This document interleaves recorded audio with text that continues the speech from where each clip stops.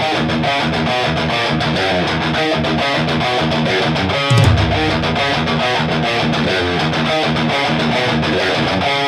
are ready and waiting for you now. If it's a fight that you dare see, we've acquired our strength through pain. No more are we pathetic again. You are the reason why we claim that we've all become this way. And I regret this prison that I created for myself. Hey everybody, what's going on? This is Lou Mavs here. This is the Music is Life podcast. Thank you for watching it on YouTube. Thank you for listening to it on all available streaming media platforms. If you're a fan of the Route Review Network, thanks so much for your support. I recently interviewed General George Fullan, who used to own General Studios in Douglaston and who recorded many albums at Pie Studios in Glen Cove. George is someone I'm proud to call a friend. We had a recent conversation which lasted about 3+ hours. So it's a long one. I had to break it up a little bit on my MacBook because, I edit everything on iMovie and I bump everything so that the audio can go on Anchor and the video can go on YouTube. And in that 3+ hours of conversation, there was a lot of stuff that was talked about that I didn't want people to miss out on hearing. The only thing is, as much as I love George, I understand human nature and the human attention span. So what I'm going to do with this episode is I'm going to break it up to 3 parts, and you're going to either be watching or listening to part 1 right now. And over the next couple of weeks, I'll definitely upload parts 2 and 3. By the time you're watching this, it's possible they may already be up. Can't make any promises. What's the old line in business? Under promise and over deliver.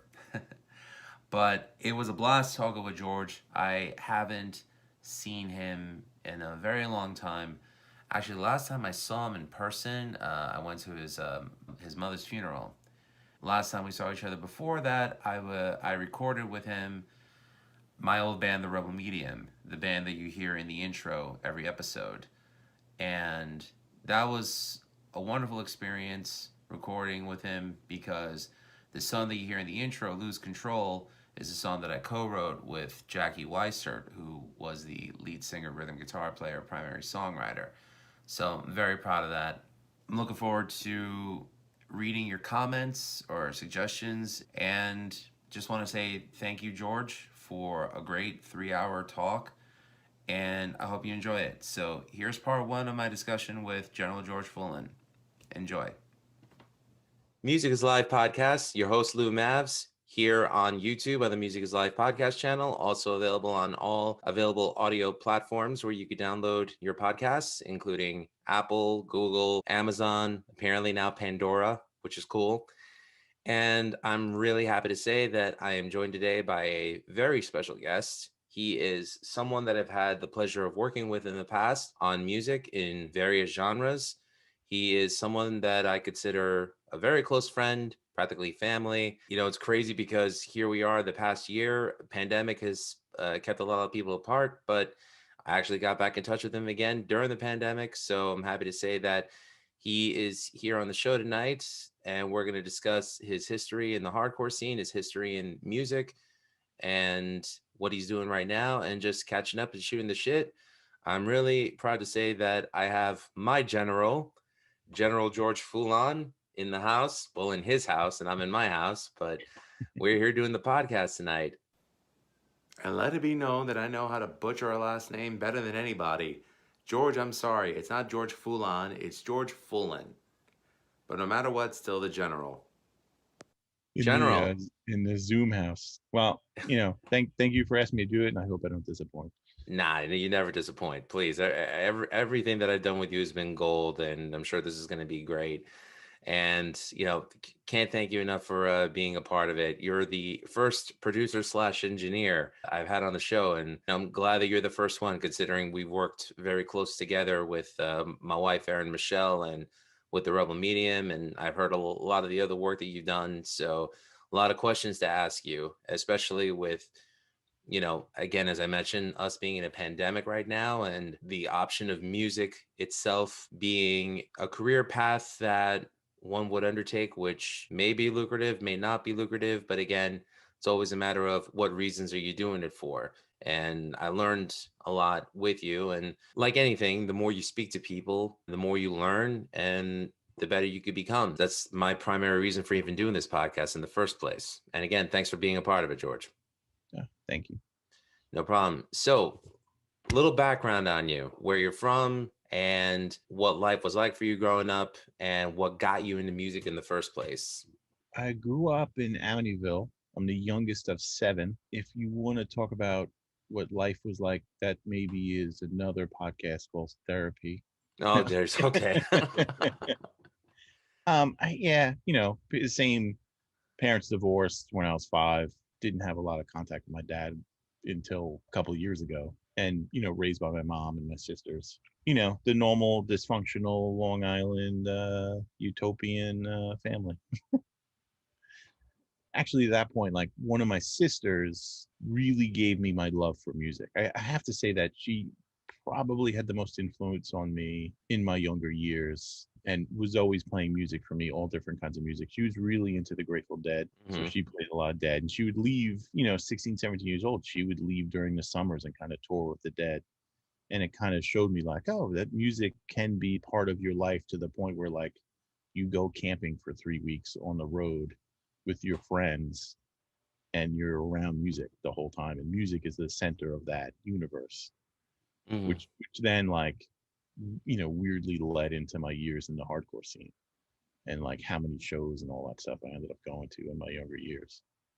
So early on, I started listening to metal and all that stuff. Me and my best friend, Ed Reyes, I ended up being in a band with called Clockwise. And then he ended up starting half the popular bands on Long Island. Ed Reyes, he started and put together Mind Over Matter. And that's a pretty big thing. And then kind of put all the members together. And then they, did what they did. He left Mind Over Matter and then started a band called No Thought, which then became Clockwise when I started singing. While in Clockwise, he kept showing up with these songs that were too light for me to sing on, because I'm a gruffy singer and I wasn't talented enough to sing on these songs. So he went and started a band called Inside, and then Inside kind of took off. And then he left Inside after Clockwise broke up. He went and started the Movie Life and put the Movie Life together. And then after he got left that out I of did the not Movie know. Life, yeah, after he left the Movie Life, he then started a band that ended up being Taking Back Sunday eventually. And never heard of them. Yeah, and then Taking Back Sunday took off. So, and Taking Back Sunday, probably one of the more popular bands to come out of, and I still consider that Taking Back Sunday came out of the Long Island hardcore scene, because they did. Like, we were all hardcore back then. We were all hardcore kids. They were really, really at the forefront of the popularity of emo that swept through the country. I'd have to say on the East Coast, it was probably Take It Back Sunday from Long Island, Thursday from New Jersey, and on the West Coast side, probably Thrice. I remember those were probably the 3 biggest bands in the early 2000s to me. And then My Chemical Romance, that that then really kind of like took the torch and made emo a household name to me. Like, once the major label machine came by and put that thing behind My Chem, it was like, yeah, MCR definitely took it to like a Queen level in terms of like their production and in terms of their show. And I respect and love those bands. I mean, it's funny because like I talk about my love for metal, I talk about my love for hardcore on this podcast, but it's funny. I never understood the term emo, because to me it's like it's hardcore that has a very positive usage of melody in it. And I think for it to be called emo, it's kind of like, no, it's punk or it's hardcore. Some of it's metal influence, some of it is, folk influence. I mean, it's just good music. Like I never understood that, and it's, to me, it's like later on when, after we had started working together, there was the scene kids thing where like the emo thing just like took on a whole different life, and I couldn't relate to that. Yeah. I mean, to me, early on, like, I started hearing the word emo in early 90s, like 90, 91 with Fugazi, because no one knew how to categorize Fugazi. Or Rites of Spring. Yeah. Or Rites of Spring. And Rites of Spring, maybe the first time I heard, it's like, oh, it's emotional hardcore. And I was like, what? And then it kind of sort of got shortened. And then even Quicksand got looped into that a little bit, because it was like, oh, they're emotional hardcore. And it was like, until post-hardcore. And then Sunny Day Real Estate kind of came out, and everyone's like, this is emo. And I was like, okay. It was just all the post-hardcore stuff, like all the stuff that came out of the 80s, thrashed influenced hardcore. Because hardcore was Black Flag and, Bad Brains and Minor Threat. To me, that was like the hardcore stuff. And then got pushed towards, metal because of commercialism, I think in the late 80s.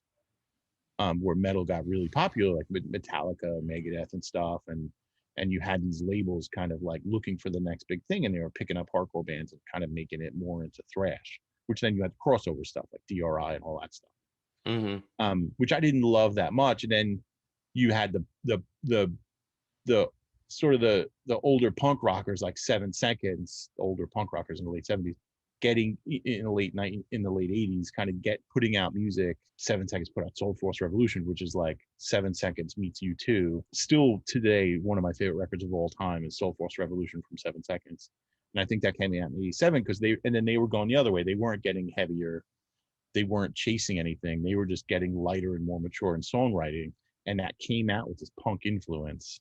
And I think that in Dag Nasty, a band like Dag Nasty that, kind of started sounding like Minor Threat, had members from Minor Threat in it.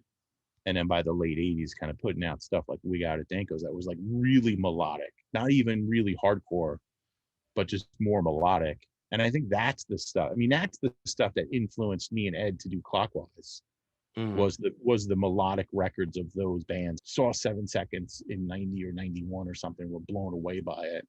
And then bought the current records at that time and were like, wow, this doesn't sound punk at all. Like 7 Seconds is supposed to be a punk band. It's like, what is this? This is great songwriting.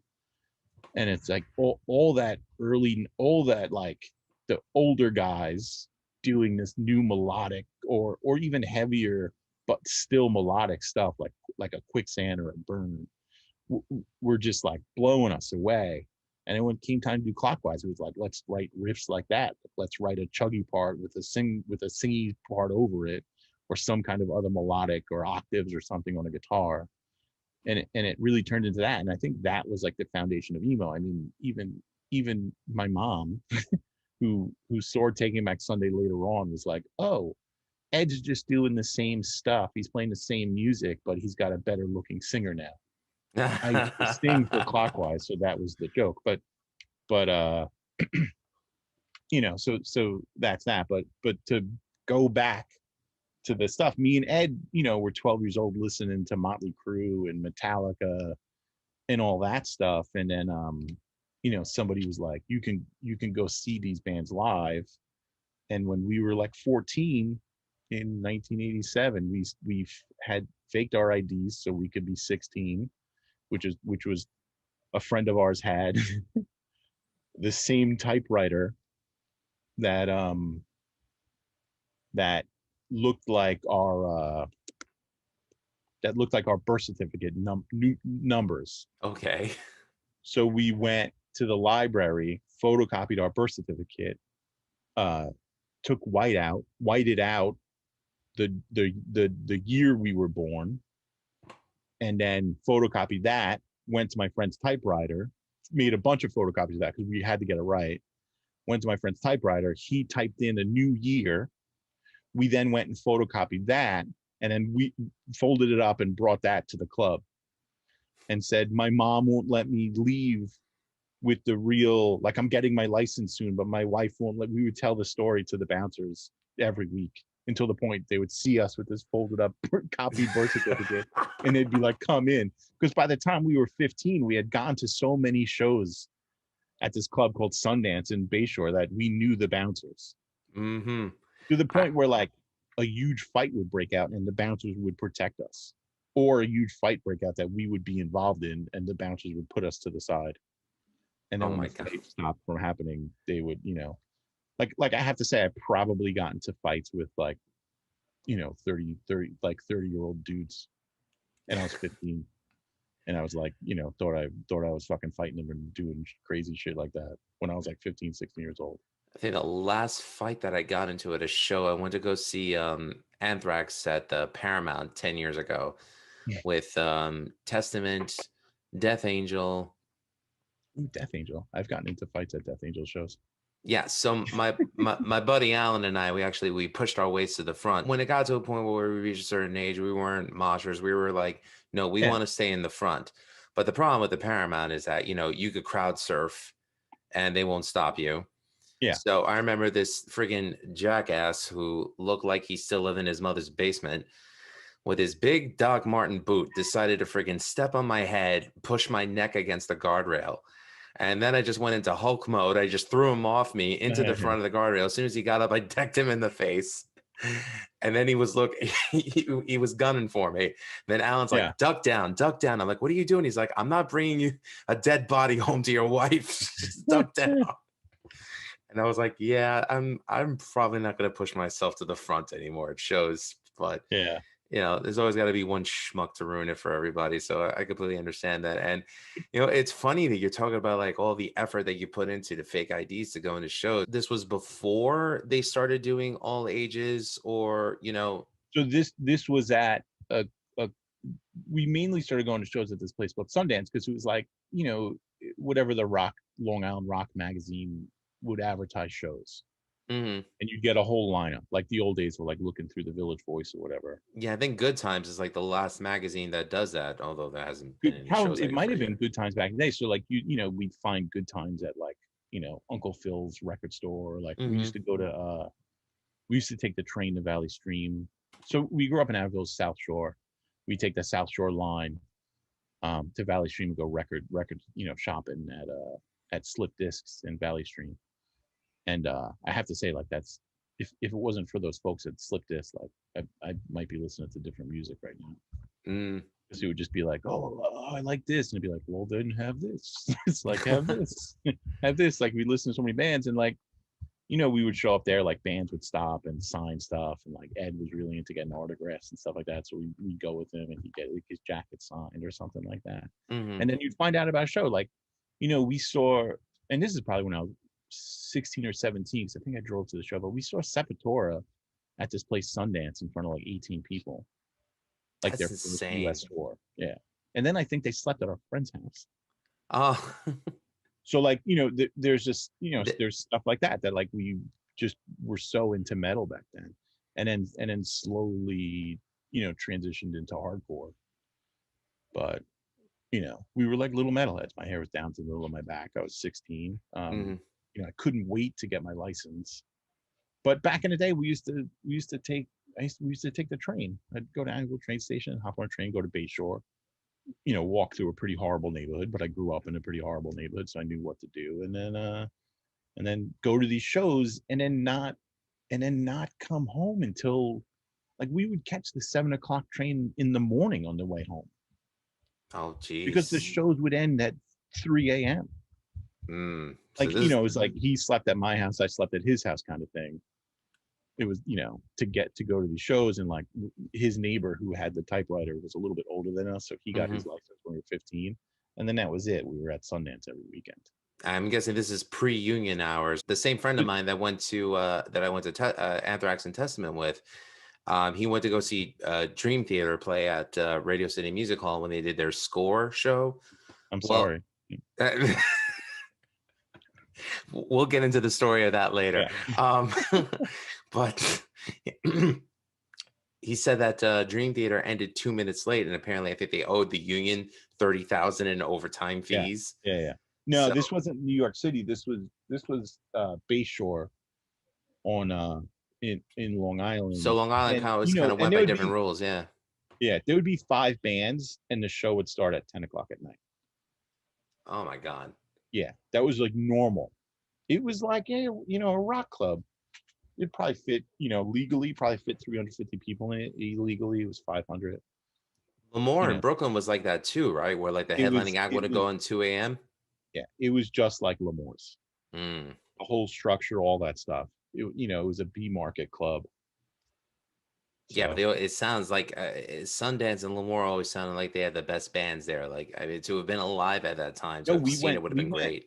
I think in '88 we went to go see Slayer, and it was like almost a riot broke out. Cops came with dogs. It was like we That left. doesn't surprise get me. It in. being Slayer in Yeah. 1988, probably. Yeah.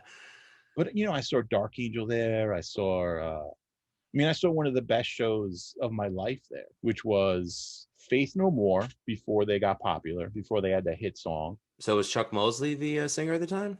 I think it was just Patton, who Okay. just started singing. They opened the show. Then this band called Soundgarden went on. Never heard of them either. Yeah, and I sound like such a dick saying that, but like I never heard of them, and I was blown away by them because I just had never heard anything like it. And they weren't playing their slow, crappy music; they were playing this fast but sludgy kind of stuff.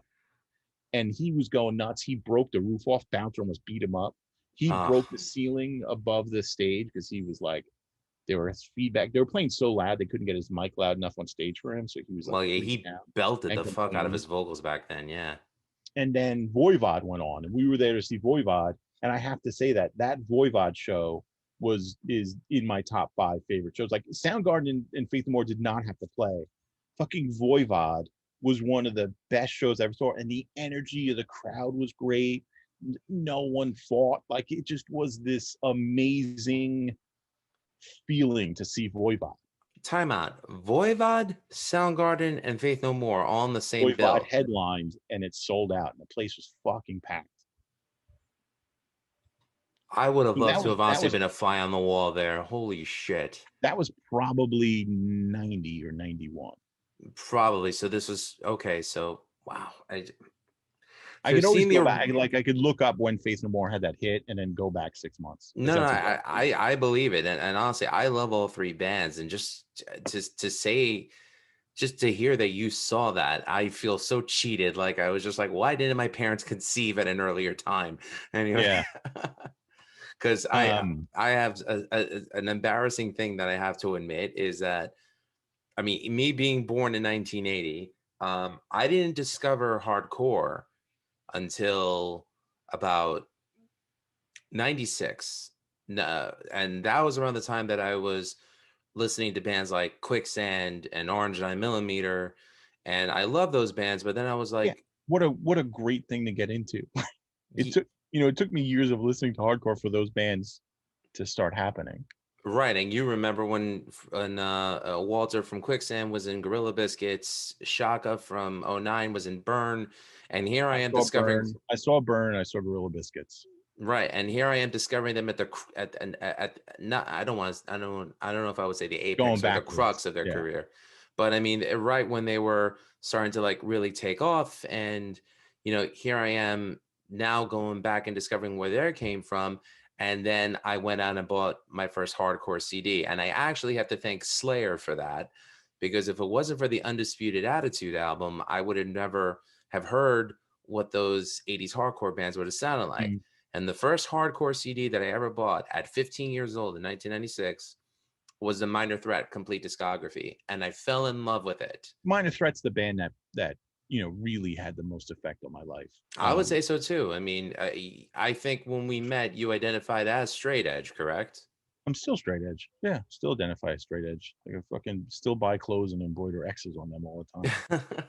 Even though Earth Crisis was the band in the 90s that led the straight edge, More vegan revolution. more Yeah. vegan straight edge, but I mean, Minor Threat was the band that started straight edge. I mean, they coined the phrase. I I mean, mean, he wrote "I've Got Straight Edge." Like he came up with that word choice to describe being drug free and alcohol free. And at 15, 16, for me, when I first heard that, I identified with it because I did abstain from alcohol. Then I met my wife and I met her Irish family. Yeah, that ended quickly. Anyway, Yeah. I mean, so Minor Threat's a funny story for me because I'm a little metalhead. I'm going to these metal shows and I see hardcore kids and skinheads beating the shit out of metalheads. mhm. Like my first, 14, 15, I was like, hardcore sucks. It's so violent. Fuck hardcore. Two things happen, which I told this story on the St. Vitus thing, but I'll tell it again. One of the things what happened was I found a cassette close to like where a car accident was. And I was like, oh, this cassette was part of this car accident, like picked it up, put it in my Walkman, started listening to it, and it was fast and and I was like, oh, it's good. And this guy's screaming. I understand what he's saying. I was like, I never really heard anything like that before, And I was like, this shit's good. This shit's good. Listen to it. It started to be the only thing I listened to for like 2 weeks. Mhm. And then I was at a party And my friend was like, I'm gonna put on hardcore.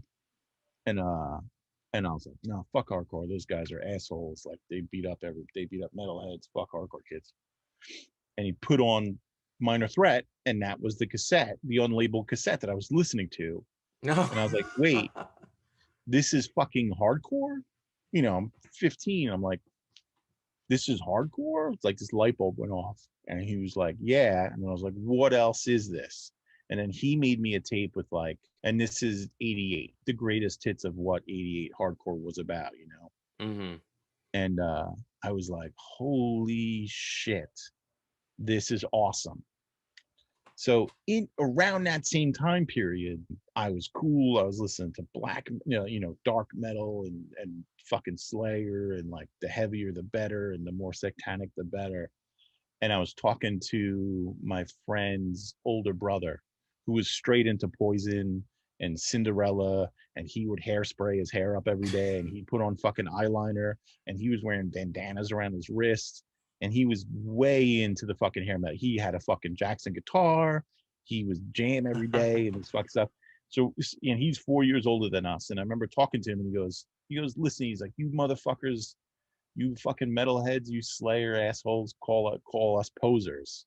And I was like, yeah, you're a fucking poser. You know, we were close, so I could fuck around with, I could mess All around. right. Sorry for cursing. I don't care. So, No, it's allowed. There's no corporate sponsorship on the show, so don't worry so about he it. goes, yeah, sorry, Denny's. So he goes, so Denny's. he goes, I listened to Cinderella, I listened to Warren or whatever. And he goes, they sing songs about getting drunk and riding their motorcycles and having sex with girls Mm-hmm. all night long or whatever. And I was like, yeah. And he goes, they do that. They're out doing it. And I was like, okay. And he goes, you listen to bands that say they have like midnight sacrifices and they all fucking chant in the fucking woods and they're out killing people and doing all this stuff. He goes, you think they do that? And I was like, no. I was like, Well, fuck. well, Mayhem did, but we won't Well, we yeah. won't touch that. Yeah, pre mayhem. Pre. So so I was kind of like, fuck. And I'm always like, honesty is a big thing for me. I have fucking, honesty, loyalty, sincerity tattoo from a band called Brotherhood from Seattle. That was really good in the early 90s. He kind of put me in a tailspin, and then I was listening to this hardcore stuff, and they're fucking singing about all this stuff that I'm going through, like day-to-day shit, how we need unity in the scene, how, all this stuff. And I'm just getting more psyched on the more hardcore stuff. They ain't fucking singing about Satan. They're not singing about Hitler. They're not singing about, all this stuff. I keep referencing Slayer. There's nothing wrong with that. We love Slayer on this show. No, I know. I love Slayer. But it was like one of those things where I just really started to push metal away. It didn't cut my hair, because then within 1 year, from like 15 to 16 to 16 to 17, everyone found hardcore in my world, and everyone shaved their head. And I was like, I'm keeping my hair long. And I just kept my hair until I was like 21. Mm-hmm. My hair was long, but I was shaving the sides and doing all that stuff to be a little Mm-hmm. fun. So that's how I got into hardcore. And then just from the amount of shows I was going to, you start to meet a lot of people. And then I started booking shows in 91. I booked a few shows, and back then no one was booking shows. There was no like, there was, but it wasn't like a super independent scene. Like I read, in a Maximum Rock and Roll, just go into a VFW hall and ask them to have a show there. So I started doing that stuff. It was like right around when I graduated high school, and like me and a couple of people would just, go to like a VFW hall and be like, hey, can we do music for, kids? There might be some dancing. And some VFW halls worked out and some didn't. And then I got into the studio stuff, and that was it for booking shows. That's where General George comes from. Like the first show I booked, someone like literally like, I booked a show and was calling people and put the whole bands together and put the venue together. And it was at a studio called Split Decision in West Babylon. They had like a back room that you could put 200 people in. And I booked that show, and then we were making the flyer for it. And earlier that day, someone called me General George Patton. General George, how's everything on the Western Front or Eastern Front? And Gary from Kill Your Idols, who was drawing up the flyer, was like, you should put General George Productions at the top. And, that coined the phrase of General George. And then, later on it led to General Records. We had a small label for a little bit, and then that ended up being General Studios, and it's just General George. I really think because George Reynolds from Mind Over Matter was the other George in the scene, and he was skinny and attractive. So instead of being like the fat, ugly George, General George fit better. I think General George is a very fitting scene because you definitely lead the charge when it comes to getting the best sound out of bands. And I have to give some love to Julie Rose. At the time when I knew her, was the lead singer, guitarist, and songwriter for Kiss the Bottle. She was the one who recommended you to me when I believe I was speaking with her and our mutual friend Jay Crawford. I said, I'm looking for someone to get the best sound out of air. And she says, well, you should speak to my friend George. He's the lead singer of 3 Years Older. And I said, oh, I've heard of them. And I think we met at over dinner one night I at think so. Johnny's. Yeah. Yeah. We I went think to we our got favorite together. we went to our favorite Chinese Japanese restaurant in Hicksville called Johnny's, and we sat down. We had a really nice dinner together. We talked music, and Aaron and I were just so taken aback with everything that you were saying, and we loved what we had heard that you recorded. And Aaron and I went home that night just saying, this is the guy. A long-standing friendship and mutual respect, and here we are today talking about it. I have to give a lot of thanks to Julie, who I think is criminally underrated as a songwriter. So it's funny that you're talking about your experience from the hardcore scene. So like, you're going to laugh when I tell you what my first hardcore show was. It was 1999, May of 1999, Irving Plaza. Motorhead was the headlining act. And opening up were the Dropkick Murphys, Hatebreed, and Scarhead. And that Yo, was, that's a crazy show, though. yeah, that was Yeah. insane. I didn't associate Scarhead with Ezek from Crown of Thorns. I didn't Yeah. realize it was the same guy. Yeah. Because the first time I ever heard Crown of Thorns was in the '96 New York Hardcore documentary. I Yeah. actually had the record. Clockwise played, I think, maybe 2 shows with Crown of Thorns, like one in Queens, and it just because, like, I don't know, we loved Crown of Thorns, so like we wanted to play with them. So whenever we got offered a show, it was like a weird mix. Like I think one of the shows we played with them was like a friend show because like everyone's kind of friends with each other. So it was like us, Neglect, and Crown of Thorns. Clockwise, Neglect, and Crown of Thorns, like such an eclectic, range of music of like melodic hardcore from Clockwise and Crown of Thorns, and then Neglect, like doomcore or whatever. Was it Castle Heights or Voodoo Lounge in It Queens? it was in Queens, yeah. I think it might have been. No, it wasn't Castle Heights. I don't think it was there then. This was might have been New Hyde Park, Dublin Pub? maybe. That's the first show I ever played. That's the first venue I ever played. So I, Hmm. very sad that place is no longer there. I think it's a UFC gym right now. Yeah, how's that coming along as a business plan, you schmucks? Well, yeah, venues aren't doing so good either. I know. I So actually just recently purchased a T-shirt to help keep the Amityville Music Hall people employed. By the way, I really do want to drop that real quick. Go to allinmerch.com. It's $20. Just please buy a T-shirt for the Amityville Music Hall. Please take care of them. They're probably yeah, one of the last few independent venues that still give music a chance out there. And yeah, looking and forward to this pandemic to end so we can start opening the shows again. yeah, they do the right thing by the bands, and I know one of the owners, I know the manager, and I am best friends with one of the sound guys. So yeah, keep them together. I'm glad I supported them by buying a shirt. I would have bought two, Yeah. but I only had enough for one. So yeah, so that was my first exposure seeing hardcore live. And then in 2000, I'm a student at St. John's University, and I'm taking an accounting class at night. And there's an Asian gentleman in my class, tatted up sleeves. And I'm like, I know this cat. Where did I know him from? And then I heard the teacher say his name. It says Warren Lee. And I'm like, doesn't ring a bell. Then I was listening to my New York hardcore CD, and all of a sudden it said 25 to Life. Right under, Rick Healy's name was Warren Lee, bass guitar. I'm like, oh crap, that's fucking Yeah. Warren. At the time, being a kid who was pretty much sheltered his whole life, I willingly admit that.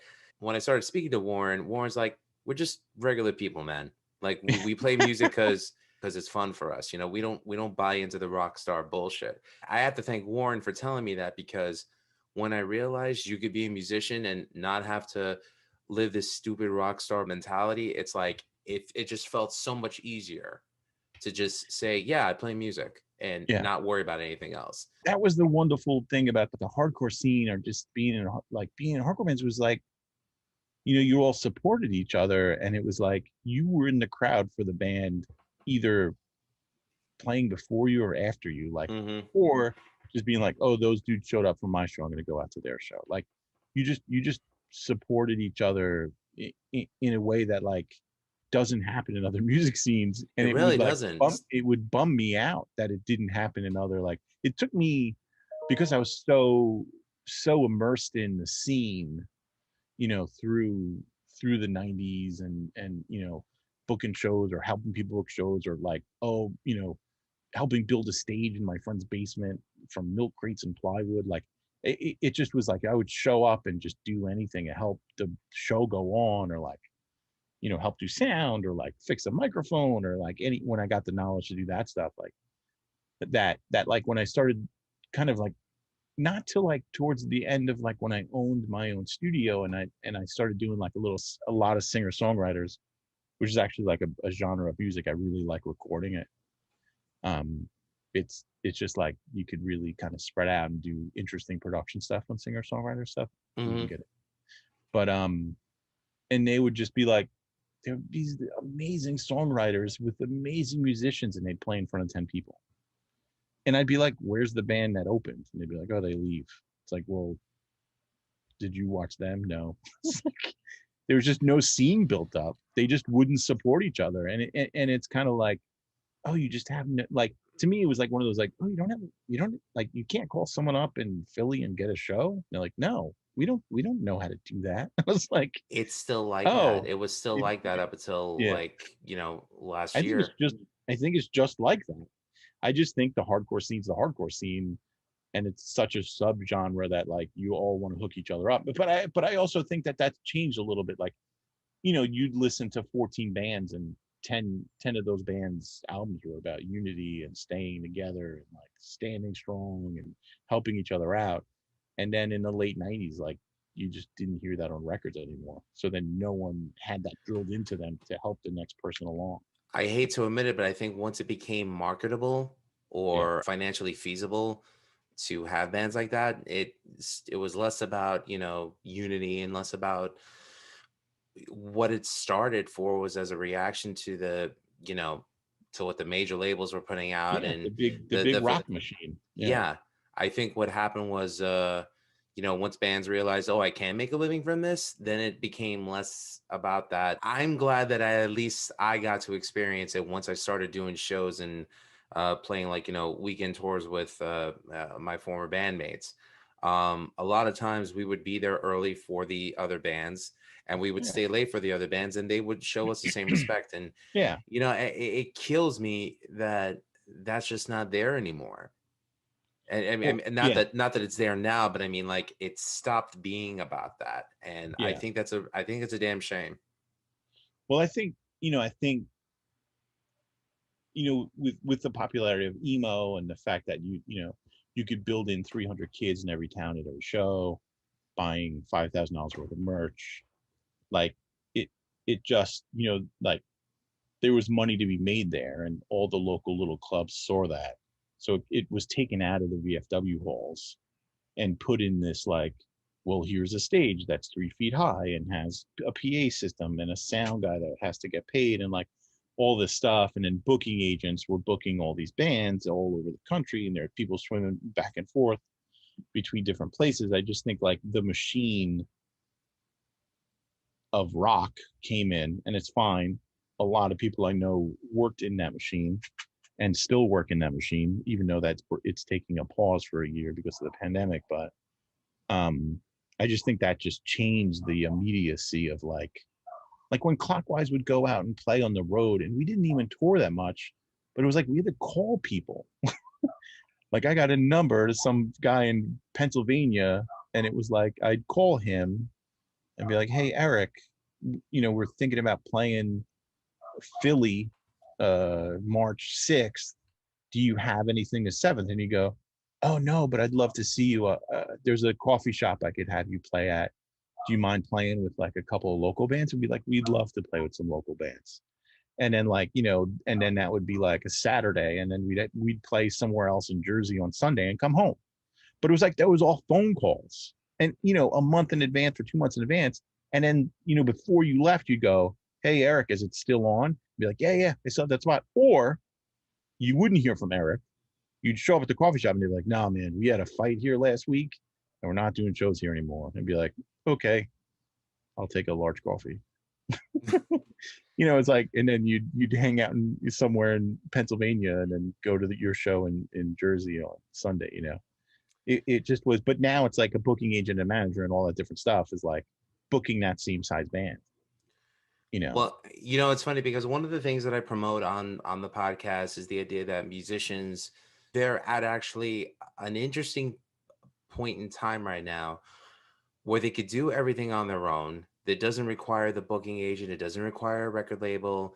They could just, and even though I think if you want to get good, it's good to have a producer / engineer to help you get the sound that you want on record. This way it gives you an idea. Oh, let's experiment with this a little bit, Yeah. which is one of the benefits that I got from working with you, which is why, like, I'm happy to say that now I'm recording stuff on my own at home.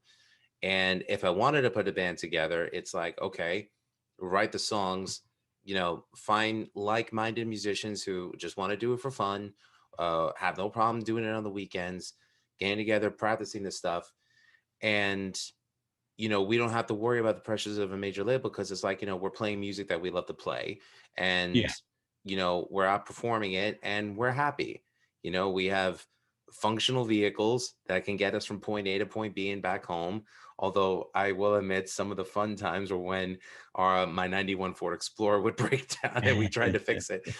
But, I've rewired some taillights on a trailer that we borrowed in but the 4 truth o'clock in the morning at a road stop in Philly. I mean, outside Pennsylvania, outside Philly in Pennsylvania. But I think one of the problems is that as much as a useful tool social media is, it's also kind of made people lazy because you're not making those phone calls. It's like, you're messaging a venue, "Hey, you got a spot for me?" Yeah. Yeah. X and X and X. But do they go on and promote it? No. It's like you have to go on and promote it. And then when you play and it's like, oh, you're playing for your girlfriend and 2 other people because you didn't call anyone, it's like, then they're like, well, we don't want you back here again if you're not going to bring people. It's like, I just feel like it's harder for musicians to play some places because some people just don't want to go out to a rock club. Some people have no interest in seeing live music. And for a lot of the venues, it's, for them to survive, it's only about money. It's not about getting the audience that would come see the bands that they play. So I don't know, it saddens me that there's no support there from venues to bands, and bands not putting in the time and effort to do what we were doing back then, which is why, here we are, an unknown band, but it's like, oh no, we're playing this stage. And your friends will go like, "You're playing that stage? Oh, I got to come down and support you." Like there was excitement. Yeah. Like even if we were playing Dublin Pub, or if we were playing Traditions over by St. John's University, or if we were playing Fuzzy's Wolf Rose in Belrose with Punch Your Face, like those are great days, and people listened. Yeah. I mean, there's, so I closed my studio in end of 2009, basically beginning of 2010. I was out of my studio. I made the second Black Anvil record, that winter. And then that making that Black Anvil record and a couple of things that had, I just didn't think I could make the quality of records that I was making because I didn't have my studio anymore. Mm-hmm.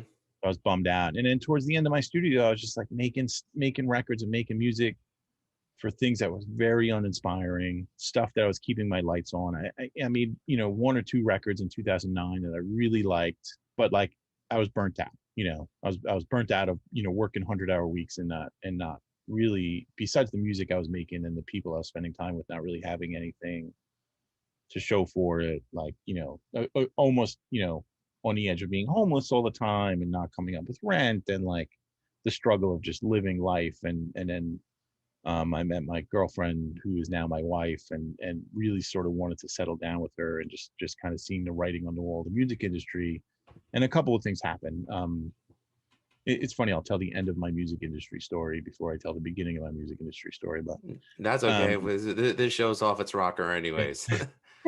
We're just happy to have you on, bud. this might have to be a three-parter. I talk so much. That's So okay. so I guess that's good for podcasts. But It is. so It's the quality of the quantity. yeah, I had one of my favorite mentors that I worked with on a lot of projects, and then started kind of like engineering projects he was producing and doing stuff. And I had him, who's like, he's a Grammy nominated engineer. His name is William Whitman. Grammy nominated. He's won Grammys. He's platinum mixed. Like, he's made so many great records in the late 70s and 80s. And then sort of took a break in the 90s, but made great records in the 90s, and was part of making these great records. And he's who I learned a lot from. I had him kind of come to me and be like, oh, do you have any records? Do you have any bands, we could do together? And I was like, man, if this amazing engineer and producer can't find work, what the fuck is out there for me? And it wasn't like I was up and coming, because I had a good client list, but like, I just wasn't making records, and I never wanted to be a famous engineer or producer. I just wanted to live comfortably and make records, and that wasn't in the cards anymore for anyone in the record industry. It just really, unless you hustled and lied to people and stole and budgeted, and oh, oh, if you record here, I'll get you signed, I'll shop you. It's like all those lies and all that stuff was total bullshit, because no studio shopped bands, because the labels would stop listening to the studios, because you're always recording. Right. Your job is to record the bands, not shop the bands. So like, anytime I heard other studios, I'd be like, well, go record there, and he'll shop you, and we'll see what happens. And none of those bands got signed or did anything. Yeah, But anyway, it's funny that you mentioned that, because my wife Erin and I, we have a friend who was working with a Grammy nominated producer, and then when the work was done, for him to give him the rights to the masters, he had to sign a contract saying that the producer gets X amount of points for, yeah, and on the next he's an project, he's first an right of unsigned refusal. artist. He's an unsigned Well, he's artist, not and unsigned anymore. He's not unsigned anymore because he has a production deal. right. And I think he actually just said, I'm not giving you anything when it comes to my music. And he's like, well, I'm not giving Yeah. you the masters. So he decided, well, I learned enough from you, so I'm going home and I'm re-recording this stuff on my own. And now he's happy because he's doing what he wants. A production deal is a natural thing. Like, the producer believes that they have enough, time and will spend their time and effort for a payout later. Like, I did some production deals in my studio. You never did that with me, though. And I would have, if I had known that that was a legitimate thing, and if you had offered it. Yeah. Well, I didn't like doing them. Mhm. So, somebody would have to come, and a manager came and said, hey, this band is, this, that, and the other thing. And, can you cut them a deal for like first right of refusal on their record and all that stuff like that. And then, I was halfway in.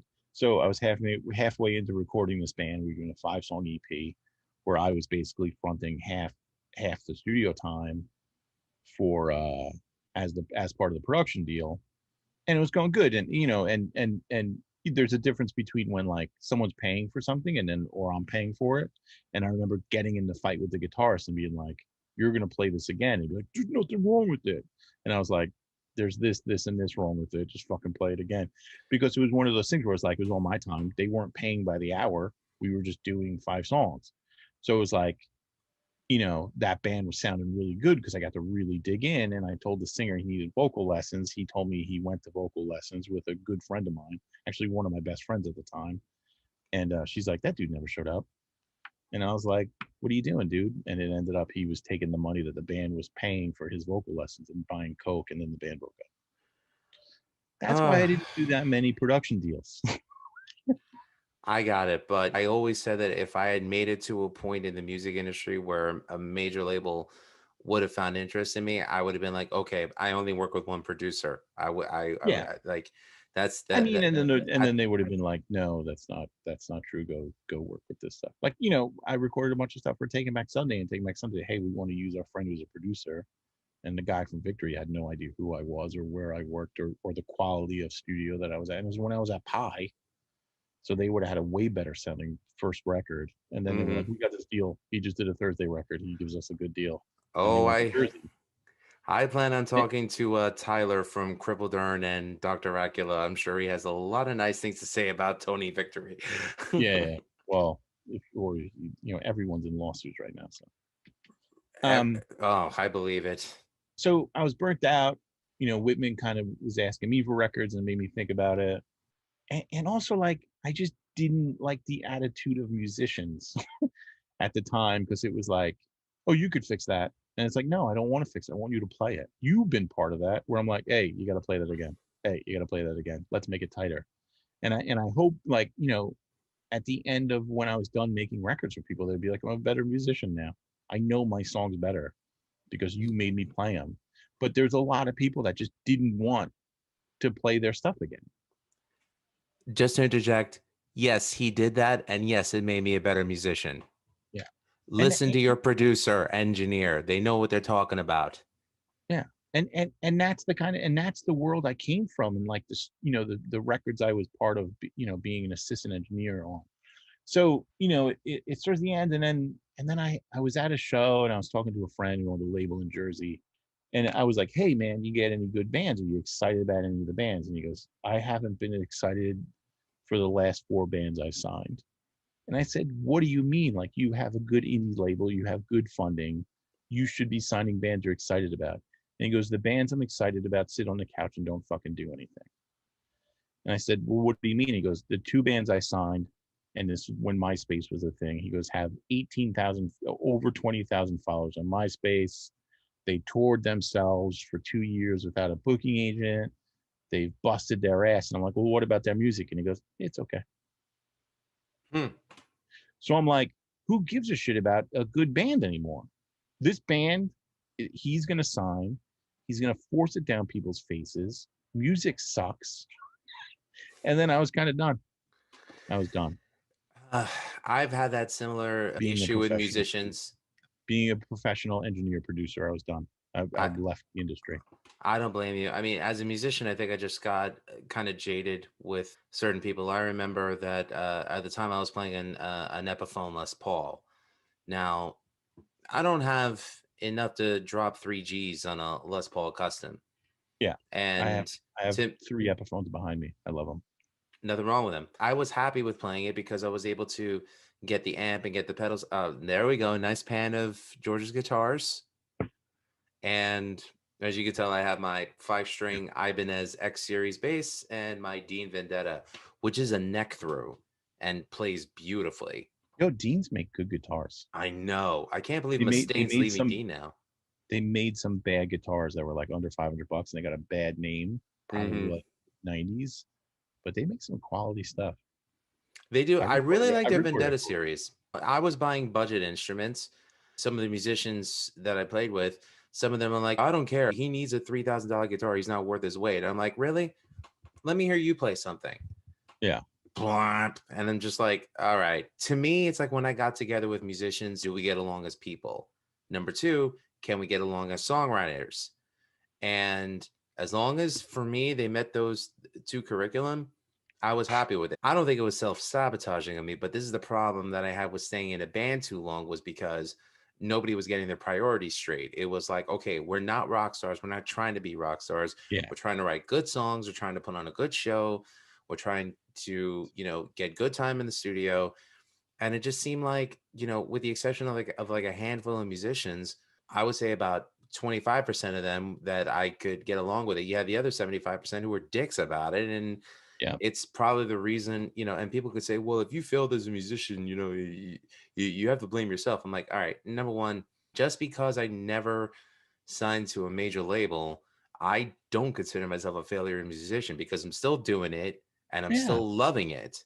And because I don't have the pressure of needing it to be able to put food on the family's table, I enjoy it that much more, which Yeah. is the point that I try to get across with the podcast, is telling people you don't need to succumb to the pressures of what industry types, you don't have to worry about what they say.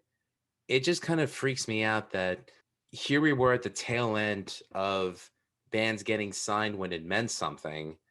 And now it's like, I'd rather listen to, local talent who's doing music that they love doing. And I would only want to work with people who enjoy doing what they're doing and find something of value in me, and it's reciprocated. Now that I know that you're still, recording bands once Yes. this pandemic is over, oh, trust me, I'm going to be dropping your name and be like, no, no, get this guy. So For years, I didn't do anything. I did some, like mastering, helped some friends out, and did some mixing and stuff, or would show up at the recordings and kind of like give pointers and stuff. mhm. Help some songwriters out. Currently, I'm a broadcast engineer. I manage a broadcast engineering department for a major company. We mostly deal with sports, but it's all technical, and I have a strong technical background from wiring studios and restoring vintage gear and all that stuff. Like early on in my recording days, I learned a lot about wiring and reading diagrams and doing soldering and all that stuff. So like being a broadcast engineer, which is all video and hardly any audio, I took to it naturally. But I really missed the creativity of creating music every day. Like I had a hard time with it, to the point where like I tried to write a movie script. I was like coming up with all this different stuff just to be creative, just to Mhm. feed that creative sense. And then just in the last 3 years, I was like, you know what, I'm going to set some studio stuff up in my basement, and kind of set up a little area where I could mix and maybe do some guitar overdubs and stuff. And I started a record a little bit too long for how long it took to finish, but thanks to the pandemic, always wanted to work with my friend Joe Rubino, who was in Tension, dearly departed. He was a bass player in Dearly Departed. I I remember just Dearly Departed. They were a really always good band. They were really good. He's a really musical bass player, kind of playing hardcore and stuff like that. And his new band, new band, I mean, they're 4 years old, but called the Ice Cold Killers. I was like, man, if you guys ever want to record, let me know. And he was like, let's do a record together, because he always wanted to record with me. And I was like, sick. So we started this record.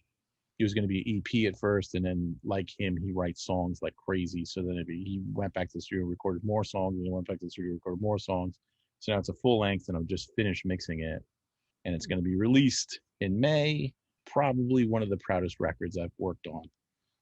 So I'm excited about that. So I'm still doing music and I'm still doing production, and and it is nice to be in a studio and like build tracks with people and build songs together and come up with tone, and like it feels great. But I'm a hobbyist at this point.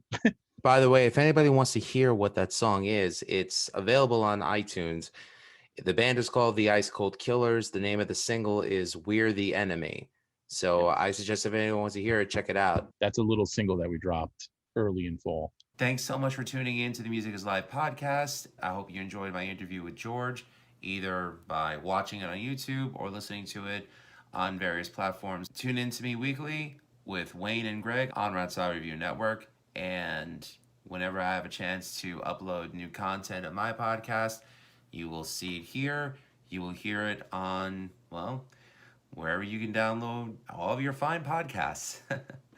Anyways, real quick, big shout out to Wayne and Greg, my buddies over at Rat Saw Review, and also to Eric and James over at Beyond Bushido, Vieira Vault with Ralph Vieira, good old Dr. Fuck, who is making his return to the Rock and Metal Combat podcast, or should I say the resurrection of the Rock and Metal Combat podcast with Wadzilla himself, Ian Wadley.